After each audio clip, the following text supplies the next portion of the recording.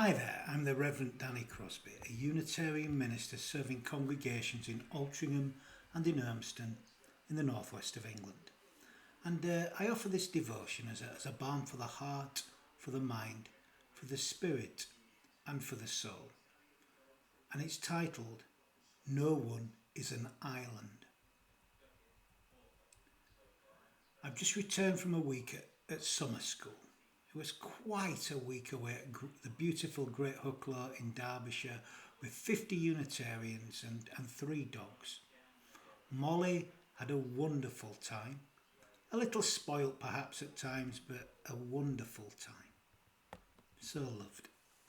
The subject for the summer school this year was sustainable living, changing our ways and saving our world. And there was an explanatory quote by Wendellberry to accompany it. The very real work of planet saving will be small, humble and humbling. And insofar as it involves love, pleasing and rewarding. Its job will be too many to count, too many to report, too many to be publicly noticed or rewarded. Too small to make anyone rich or famous. I was involved in several activities throughout the week, led a magnificent singing meditation which was such a pleasure, and did some worship too. And I also co-led a daily engagement group with Angela Maher, which was titled No One is an Island. It was great to work with Angela, actually. I think we complemented each other. Very different people, but we together we created something I thought was rather wonderful.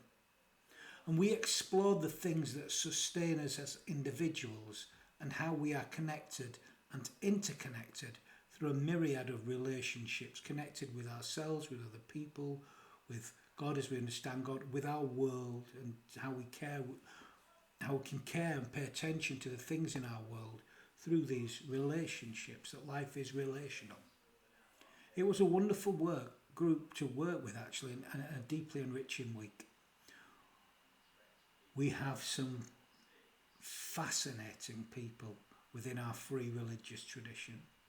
And summer school was just magnificent to meet 50 of them, and I would recommend it to anybody next summer at Great Hucklow. The food was magnificent too, and lots of other wonderful activities, including getting out into the Derbyshire countryside. Wonderful. We even had a visit to Eyam, actually, which is only 3 miles away, the famous plague village. That's always humbling to go there.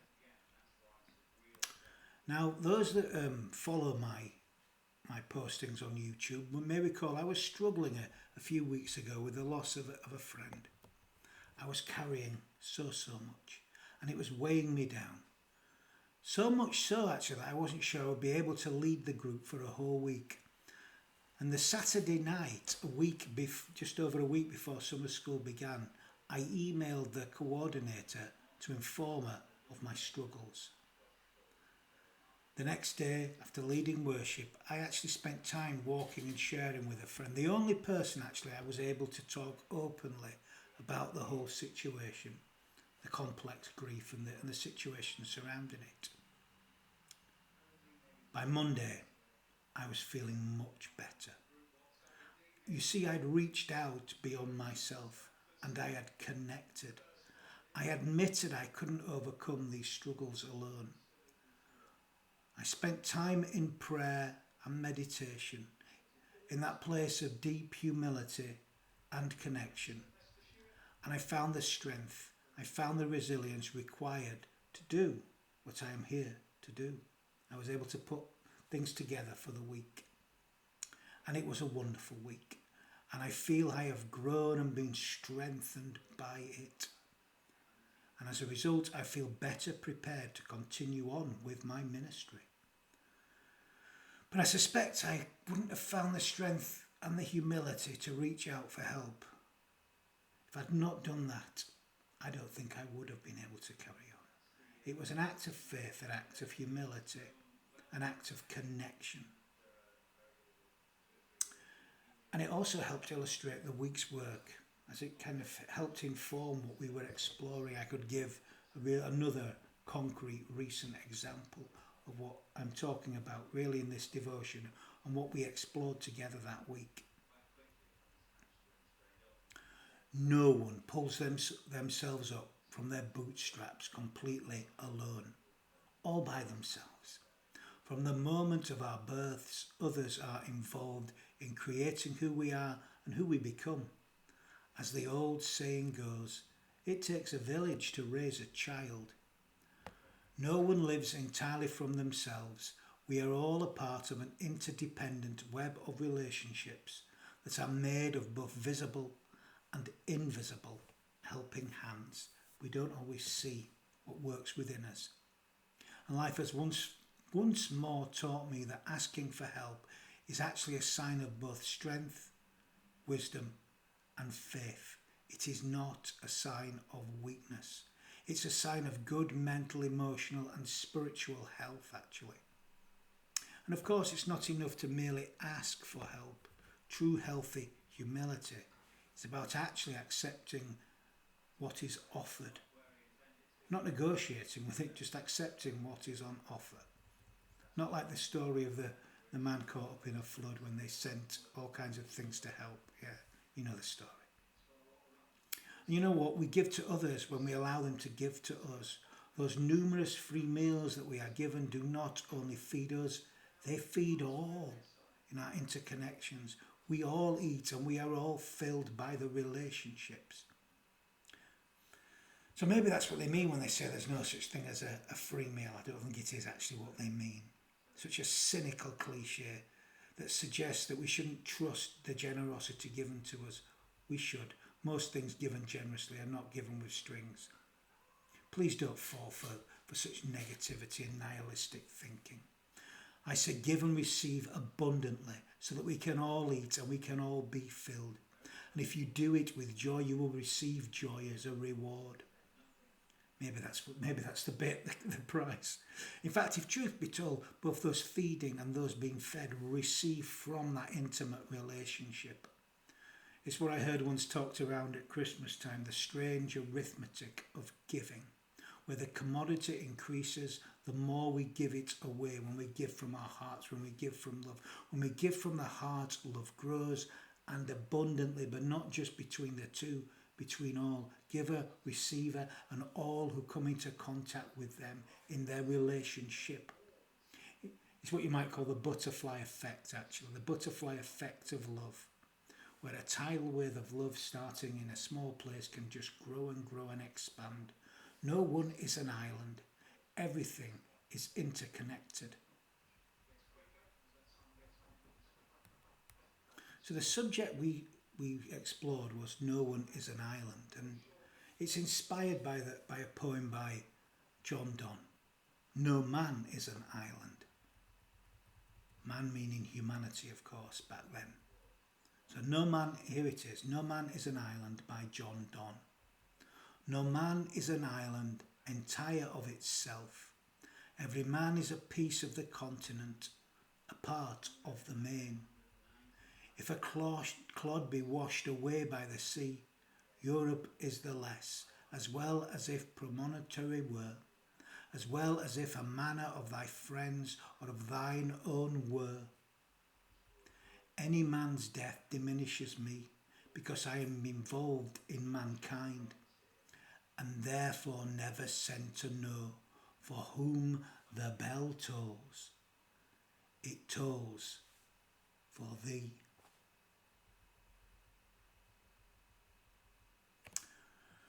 John Donne, the author of this famous piece, lived from 1572 until 1631, deeply turbulent times in British history.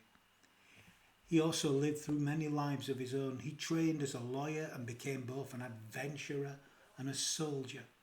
He grew up in a devoutly Catholic family, but Catholicism became illegal under the reign of Elizabeth I. He became a Protestant and was ordained at the age of 43 as an Anglican priest. 6 years later, he was appointed Dean of St. Paul's Cathedral, the original St Paul's that was burnt down during the Great Fire of London of 1666. Now it was while he was Dean of St Paul's that he wrote, "No man is an island." Earlier in his life he had written powerful love poems. He seemed to have an ability to express ideas that spoke to people in a wonderfully non-judgmental way. Now no doubt the death of his brother Henry from the plague whilst in prison and the torture and murder of a priest that his brother sheltered no doubt got the bells tolling for dawn. No man is an island speaks of a common humanity that transcends religious systems or anything else that would separate us. And there are many things that separate people, that make us see the other as different. It's a message powerfully relevant back then and just as powerfully relevant today. We may not go to war over we may not go to war over the Roman Church or the Catholic Church, but still we divide ourselves, still we persecute those considered to be the other. To quote Jesus, "What you do to the least of them, you do to me." No one is an island. We are interconnected. You break one strand, you affect all. We do not live separately from one another. No one is an island. No one lives completely from themselves. What affects one affects all. No one lives wholly from themselves without care for another. We live interdependent lives. That said, there is a danger here of relying on others in unhealthy ways. While absolute self-reliance is a delusion, there is another problem. A problem that comes from depending unhealthily on others. And that's especially true when it comes to matters of faith. We must never comply without reason. I do believe that the seat of authority in matters of faith must always lie in the heart of each of our consciences. Something that actually could lead to torture and murder in Don's time. You could not follow your conscience without punishment. And I think maybe that's what he's talking about to some degree. As we explored in our engagement group, it is vital though that we take care of the thread that is ours in order to play our role fully in the interconnected web of the whole life. So there is a place for self-reliance, or at least the self-reliance that Ralph Waldo Emerson described. To live fully in this world, it is vital to listen to the wisdom of the wise when they speak, to learn from them, to learn in community.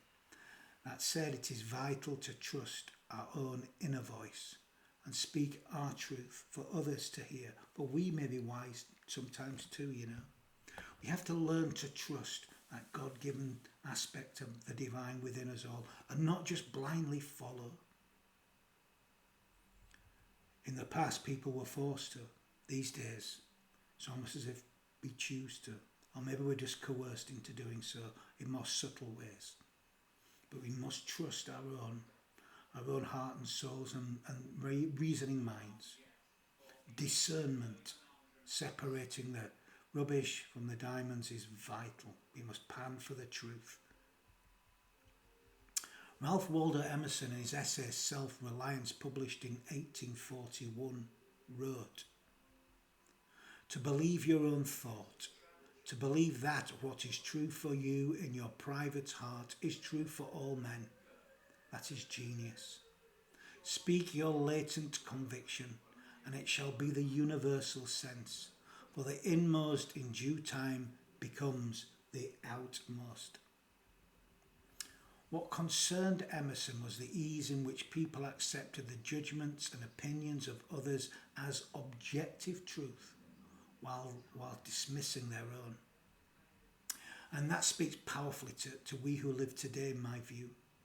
In this 24-hour multimedia world where we're bombarded with all kinds of truth, more things that masquerade as truth.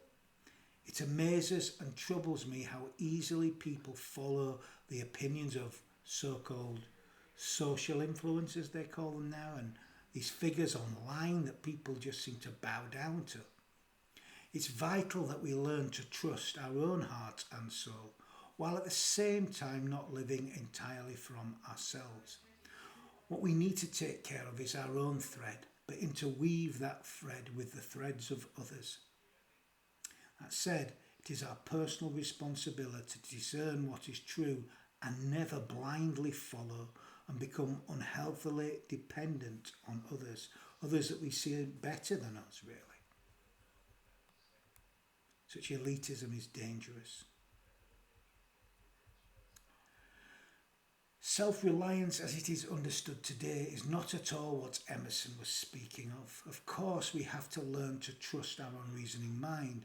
This, though, does not mean that we live entirely separate lives, that we don't trust anyone. All gain when we come together in the spirit of love.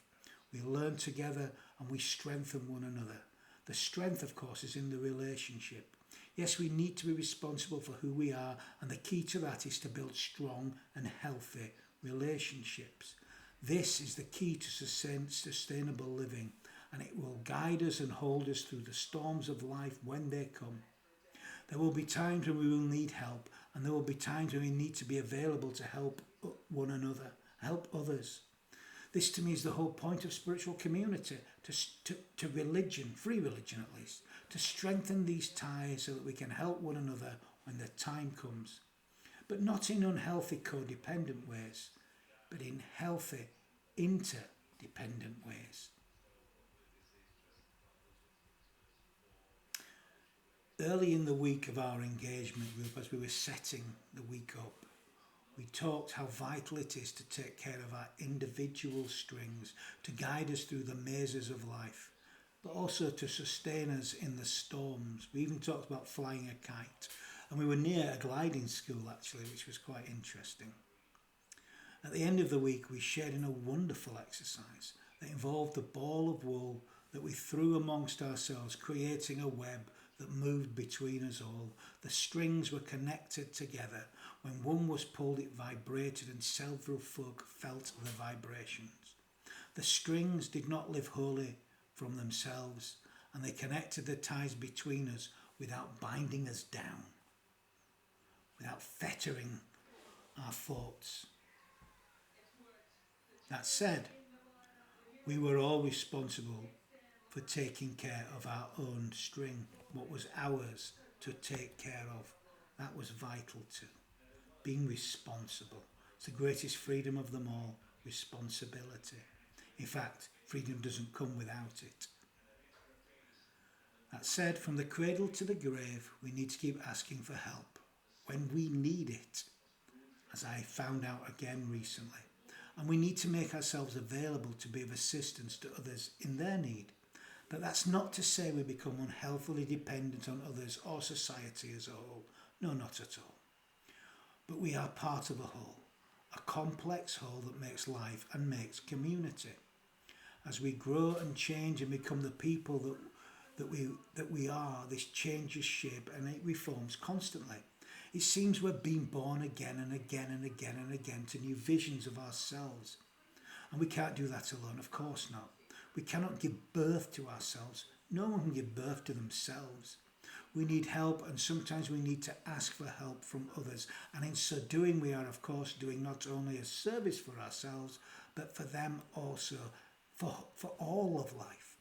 And I experienced this again just a couple of weeks ago. And it began to truly reform during the week away at summer school, as I was in spiritual community with 50 like-hearted people and 3 dogs. People who were responsible for coming to their own terms in regards to matters of faith, but who gained so much from one another by coming together and sharing in that spirit of love. Not one of us was an island in of themselves, but we loved and we cared for one another. We made space for each to become. And when the bell tolled, it told for each and every one of us. Oh, and by the way, we had a lot of fun too. It wasn't all serious. There was joy, there was stillness, There was fun, there was laughter, there was song, there was dancing, there was all sorts, creativity, all sorts. We sang together, we danced together, we told our stories, we told our jokes, we walked in the beautiful countryside and we ate together. And I'll tell you, we were certainly filled. God knows how much I've gained in the last week. And we were all blessed by this time together. No one is an island. We are communal beings entirely interdependent on each other and on life itself. As Martin Luther King said in his final Christmas sermon, we are interdependent. All life is interrelated.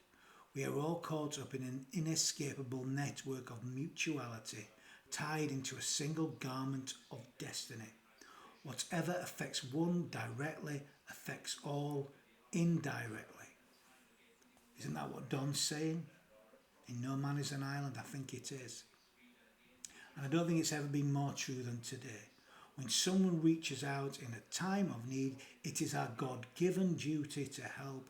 And when we need help, we need to be faithful enough to ask for that help and to receive that help. Interdependence is a physical fact, but it's also a spiritual reality. And this to me is the whole point of spiritual community, of religious living, to see, understand and experience this oneness, this divine unity, to see that we are all one, to be of help to one another and to seek the help when the help is needed. And in this way we all grow and become the best that we can be and serve life to the utmost of our ability.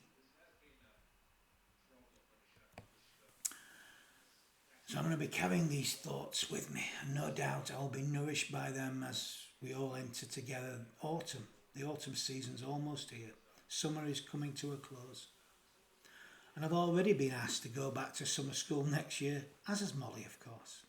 And the subject is going to be finding my religion. It was suggested to me that I might have something interesting to say on that subject. I think they might be right. I think I might. We shall see. I'm going to end this devotion with a following meditation, The Web of Life by Robert T. Weston. Just quietly listen to these words prayerfully. Still ourselves in silence. Let's listen to these words in silence, in prayer, in connection. The Web of Life by Robert T. Weston. There is a living web that runs through us to all the universe, linking us each with each and through all life onto the distant stars. Each knows a little corner of the world. Each knows a little corner of the world and lives as if this were his all.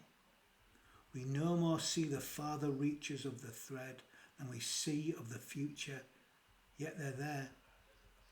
Touch but one thread, no matter which. The thoughtful eye may trace to distant lands its firm continuing strand, yet loose its filaments as they reach out, but find at last it's coming back to him from whom it led. We move as in a fog, aware of self, but only dimly conscious of the rest, as they are close to us in sight or feeling. New objects loom up for a time, fade in and out. Then sometimes as we look on unawares, the fog lifts, and there's the web in shimmering beauty, reaching past all horizons. We catch our breath, stretch out our eager hands, and then in comes the fog again, and we go on, feeling a little foolish, doubting what we had seen. The hands were right. The web is real. Our folly is that we so soon forget.